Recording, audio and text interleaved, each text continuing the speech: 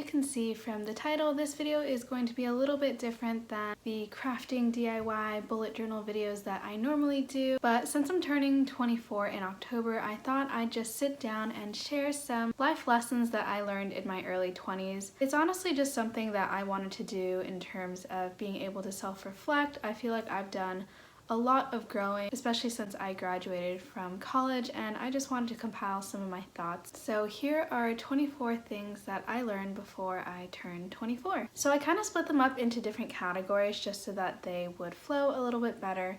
So the first section is all about embracing the universe. The first thing that I learned is that the universe is conspiring to help you succeed. And it's really important to acknowledge the moments when you see that happening and allow that to fuel you in chasing your dream. And this mindset really came from reading The Artist's Way and being in a book club where we all just sort of embrace this concept. And honestly, even if you don't believe it, just like tell yourself for 1 week that you're gonna believe that the universe is helping you to succeed, and then just track all the times where it really is helping you towards your goal. See how that shifts like the way that you act, the way that you set goals, and it'll really help. The second thing that I learned is that the more that you put yourself out there, the more opportunities that you're giving yourself to succeed. Obviously, statistically, this makes a lot of sense, but I used to just come from such a fear-based position where I never wanted to put myself out there. I realized sometime within my college experience that I had never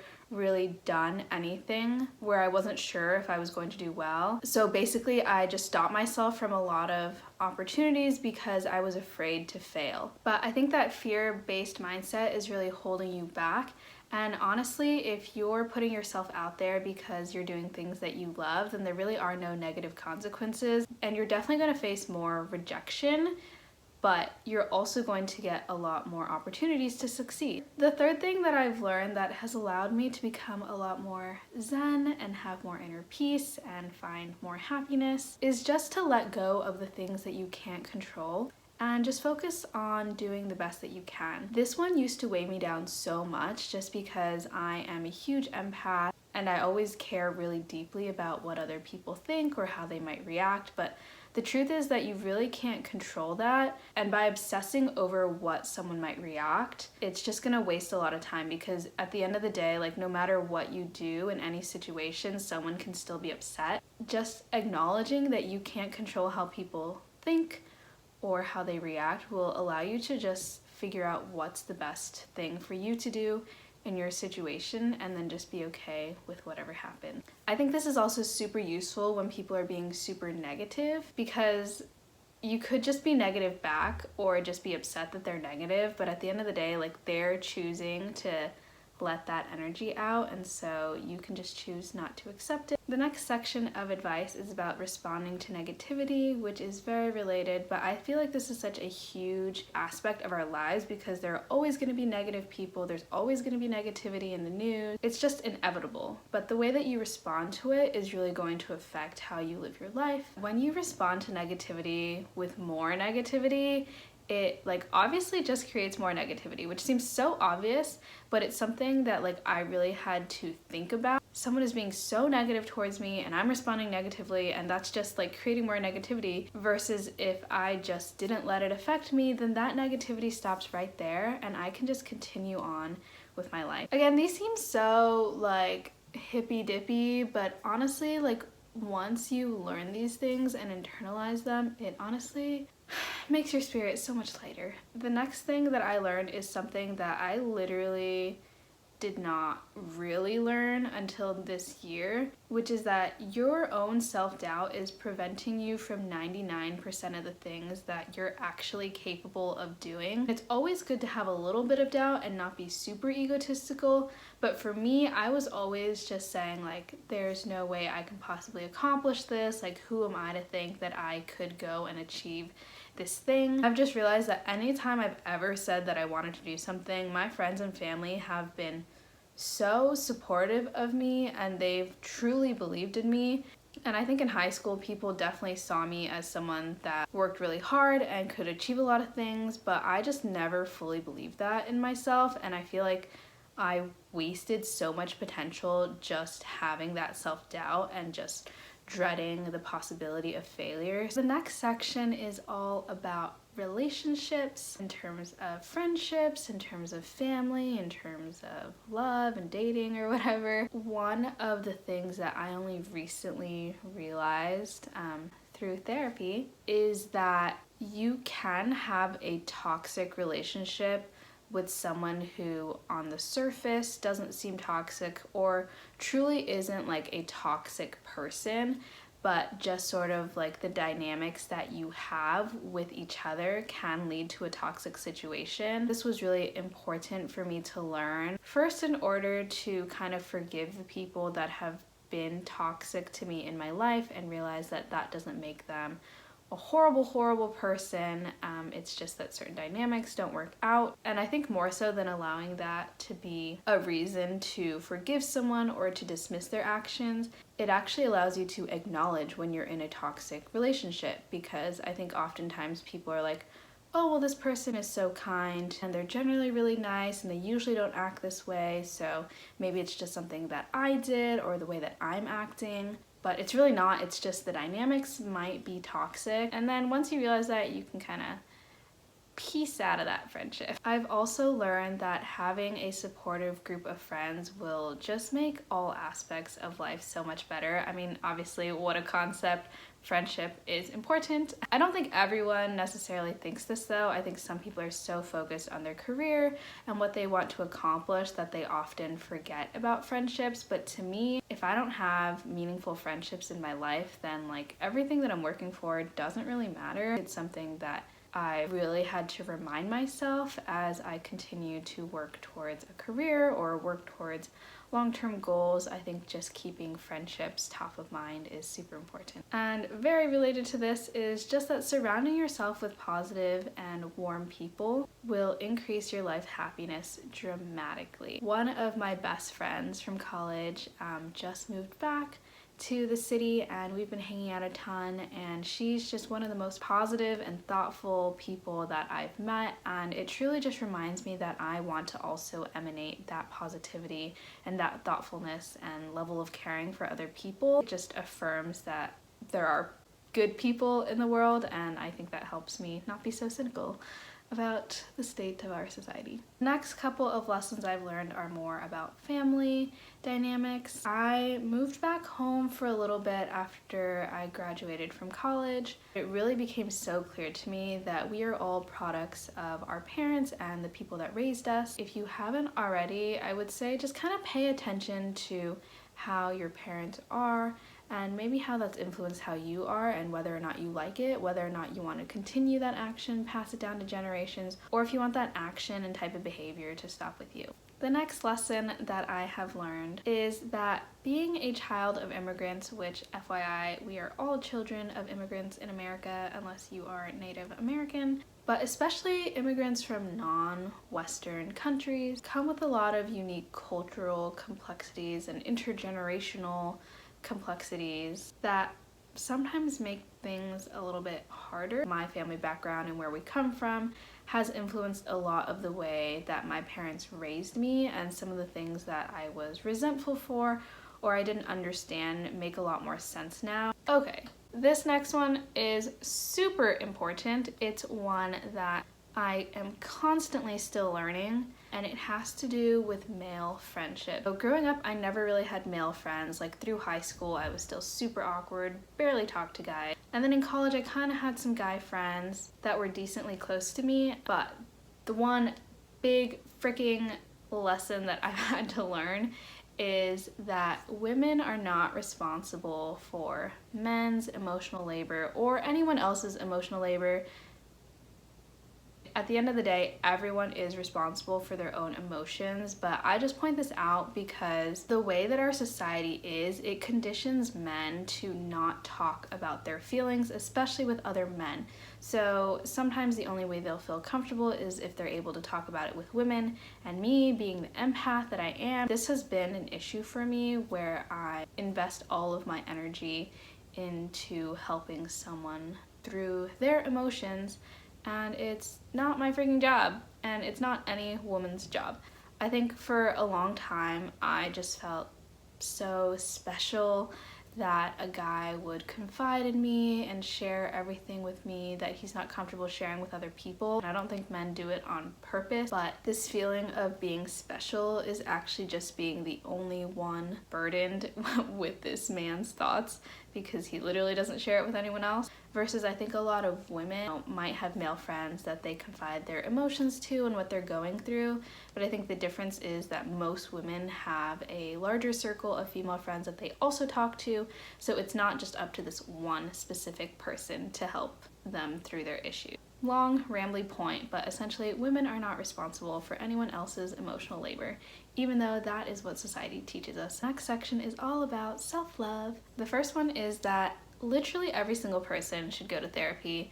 I think it is so amazing because, especially for me, I did cognitive behavioral therapy, and that's basically training you to change how your mind works if you have a lot of negative or anxious thought patterns.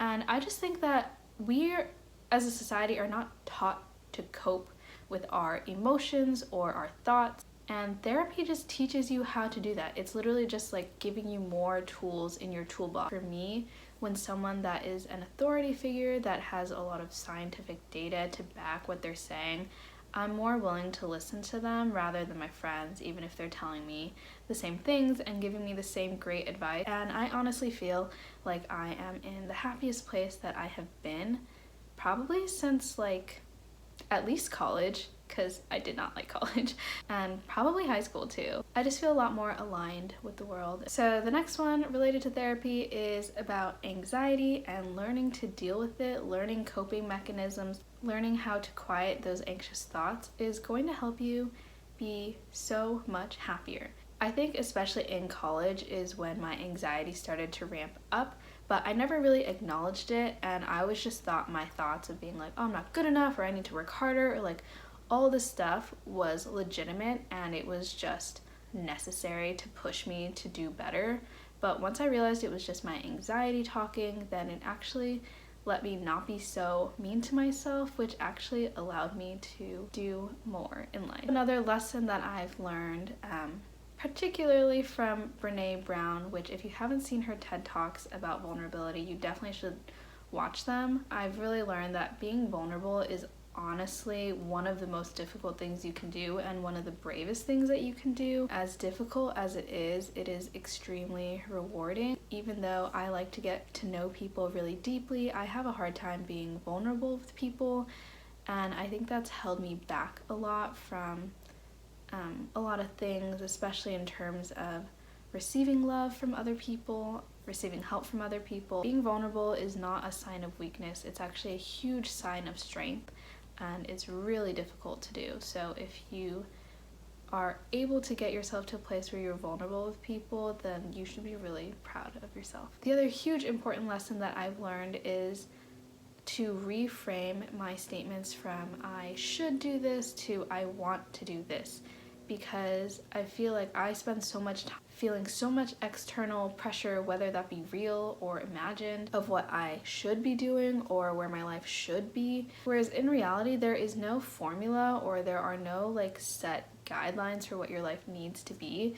So you should just really focus on what you want to do. So for example, like when I say like, oh, I should make a video today, if I change that to I want to make a video today, then I can be like, oh yeah, I'm so excited, I really want to make this video. Versus if it's something like I should go get this specific job, if I change that to I want to get this job and I realize that that's not really true, then I can be like, oh, I don't want this job, I'm just doing it because I think I should have this job. And I think that'll help you have more clarity on what you want in life and what brings you happiness. And the last one in this self-love section is that standing up for yourself is so incredibly important. And even if the other person or the entity is not going to change, or you don't think they're going to change, I've spent so much of my life holding my tongue or not telling people how I feel or how what they've said has hurt me, because I just felt like, oh, well, if I tell them, you know, they're not really going to change, so what's the point? They're just going to be themselves, so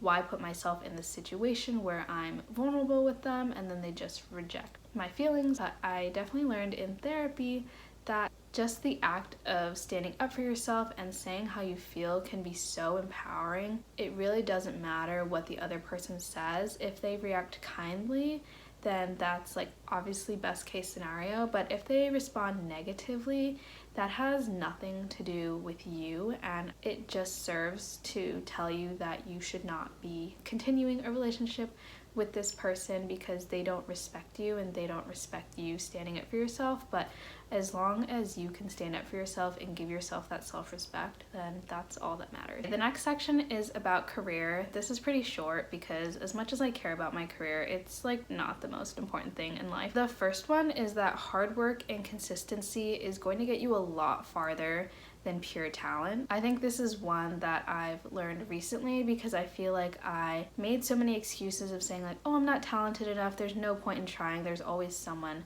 who's going to be more talented than me. And while that's true, at the end of the day, the people that are successful are the ones that put in the work, because there are a lot of talented people that never wanted to put in the time or the energy and they weren't successful. Yet there are so many successful people, and that common denominator of their success is that they were willing to put in the time and effort. I think I often just gave up too early, and if I had just pushed through and stayed consistent, I would have eventually been successful in whatever I wanted to achieve. The other career-related insight that I have is that building honest and genuine relationships with other people is going to get you a lot farther than practical skills.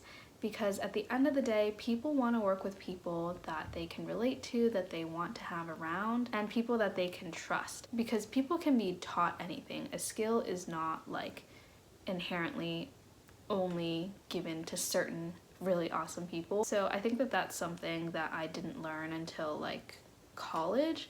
Whereas in high school, I was so focused just on getting good grades, but like literally anyone could get good grades. A robot could freaking probably do all the stuff that I did in high school at this point. But the social skills and being able to get along with people and being able to talk about yourself and being able to relate to other people is a huge important aspect of why people choose to hire you, why people want to work with you, why they want to give you opportunities.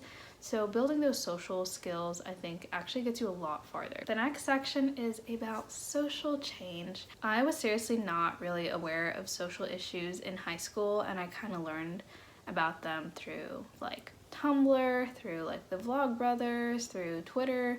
And I think it just became a social norm that people are more aware of social issues now. It wasn't until college that I started taking sociology classes that I really truly learned that, at least in America, society has systems in place that purposely disadvantage a lot of communities, specifically communities of color and specifically Black and Latino communities. I think it's just important to understand historic societal context before judging people and judging their situation. And it really affects the way I move through the world, the way that I see other people and people's success and people's failures and all that stuff. And I've also learned in terms of social justice and educating other people that calling them in is a lot more effective than calling them out. If you hear someone saying something wrong, especially if it's unintentional or they're just ignorant. In the past, I used to get so angry because I was like, I went and learned all these things by myself, you should go learn that too. But I think if you're in a position where you are able to educate someone and try to bring them into a safe community where they feel like they're able to actually learn and grow, then that's a lot better than just calling them out, exiling them from the community, and not giving them space to learn. I've definitely run into situations like this, even with close friends, and I definitely think a situation where I called them in would have been a lot more healthy and effective than calling them out. If we want change, then sometimes we just gotta be the bigger. The other thing that I learned is that your voice and your vote really matter. So don't be complacent about anything. Sometimes we think, I just have one vote, what change is that gonna make? It actually is super powerful, and especially considering all the people that don't vote or aren't able to vote because they are disenfranchised, then your vote actually counts a lot more. So get informed, figure out what causes and issues are important to you and take a stance on them and actually vote for those things to be changed. The other huge thing is that American capitalism feeds on selling people their own self-consciousness, especially women. we are marketed so many things that are meant to help improve us, when in reality they're things that we didn't have to improve, but they're just things that society made us self-conscious about, and now we feel like we have to do something about it. It's literally just perpetuating us buying more things. Once I realized that, it helped me not feel so much that I need to fit in to what society expects of me. I mean, as you can tell, I am almost 24 and I do not wear any makeup. I don't put a huge emphasis on my appearance. I look in the mirror about 5 minutes a day when I'm getting ready, and that's about it, and I don't really think about it. The other thing related to relationships, self-love, social change is that your impact matters just as much, if not more, than your intent. A lot of times we're like, oh, we didn't mean to say this, or we try to explain why we did something the way we did. But at the end of the day, if you hurt someone or you just affected someone negatively, then you should own up to that and just listen to what they have to say and work on doing better. And the last section that I have is all about happiness. One of the things that I've learned this year is that frequent reflections and gratitude will help you live more presently and allow you to have more gratitude. Because I'm such an anxious person, I'm always thinking ahead, and I'm always thinking of what I didn't do or what I should do instead of acknowledging what I have accomplished and what I am grateful for. And so I think just shifting my mindset in that direction of being grateful for the things that I do have and acknowledging the things I have accomplished just make me feel a lot more fulfilled, and I no longer feel like I'm running towards this destination that I will never reach. And the last lesson that I learned is that everything you do in life should be to increase your happiness. I've spent so much time having all of this existential dread about the meaning of life and the purpose and what we should be doing. And I've just come to the conclusion that humans, we don't need to exist. Like, if we stopped existing, the world, the galaxy, whatever, would still keep going. So our main goal should just be to be happy. As selfish as that may seem, it actually is not that selfish, because when you're happy, you're able to be a more productive member of society, you're able to contribute in better ways. So much of my time is spent thinking, what do I want to do with my career? What's going to help me achieve this goal? But literally, like, all of these goals should be to help me towards my happiness goal. Because, like, we only want to make a lot of money, or we only want to achieve certain status because we want to feel happy. At least that's my narrow perspective. Maybe some people don't want to be happy, I don't know. Okay, so that was a long video. Let me know in the comments if you actually watched this whole thing. Again, thank you again so much for watching this video. I really just did it for myself to collect my thoughts. I think it's just really a time capsule of where I am in my life today, and like I said, I honestly feel like I am happier now than I have been in a while, and I think a lot of my friends can sense that.